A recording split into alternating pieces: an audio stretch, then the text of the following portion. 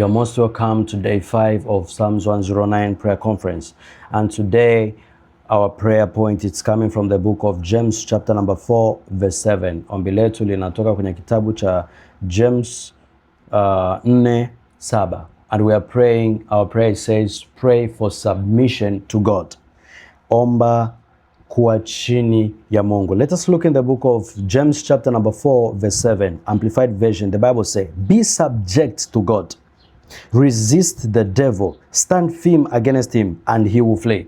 So tunaelewa kwamba when you are under submission of God, when you're under submission of God, you receive power, you resist the devil and the devil will flee. So the devil flees because you're under submission of God. So we are praying for the submission of God. Tunaomba kuwa chini ya Mungu.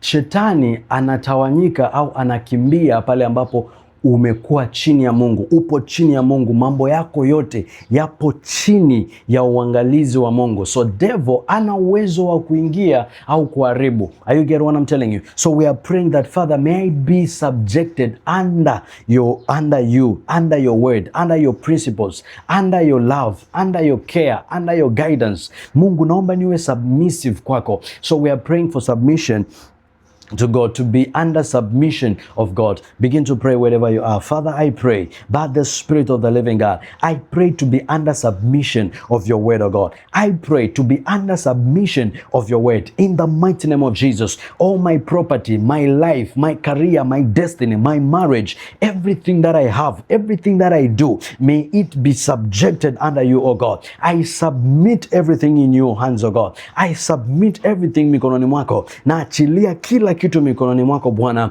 Chochote ninachokimiliki, maisha yangu, biashara zangu, kazi yangu, elimu yangu, ndoa yangu, Mungu naiachilia chini yako. Huduma yangu, I leave it under you by the Spirit of the living God. Father, I pray, may I be under submission of your word. May I be under subjection of your word. Katika jina la Yesu, naomba Mungu nikawe chini ya neno lako. Niwezeshe nikawe chini ya neno lako Bwana. Katika jina la Yesu, razeketele adeka zuvra ita rezushe kele manda dia zova razeke paruzova itele mande razeke tele manda dia zu varuske peredia zujeve ita. May I be under subjection of your word katika jina la Yesu. Mungu, naomba niwe chini ya neno lako, niwezeshe niwe chini ya neno lako Bwana, katika jina la Yesu. Niwezeshe niwe chini ya neno lako, niwe chini ya ukuu wako, niwe chini ya mwongozo wako, niwe chini ya mwongozo wa kiungu, oh Bwana, katika jina la Yesu. Help me, oh God, to be subjected under your will, to be subjected under your will, in the name of Jesus. Maleseketele brakadia zova ita, rezushekele mandadia zova ita, razeketele mande, radegoso pradia zujeve itele mande, raseketele bra atadia gazu pradia levande, razushe ketele mandadia zova. May I be subjected under your word. May I be subjected under your word, O God. La seketele baruzova atelia zeta, rezushe kradia bazuvra analia gazeta, rezeketele mandadia zova, rezushe kradi basupra atelia zova ita, rezeketele mandadia zeke, rezushe kradia le mandeka zova ita, razukuvra anda katia leva atelizo, rezushe kedede de sapa ate malezu kuvra anda kazia lepa itala bahandeke rezushe ketelemando supa ito. May I be under subjection of your word. May I be under subjection of your word.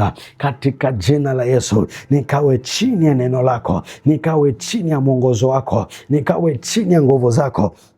In the name of Jesus, Male Sovra Atadia Zete, Barezete Lebahade. In the name of Jesus, thank you, my Father. May I be under your subjection, O God. May I be under subjection of your word, by the Spirit of the living God. May I be under subjection of your word.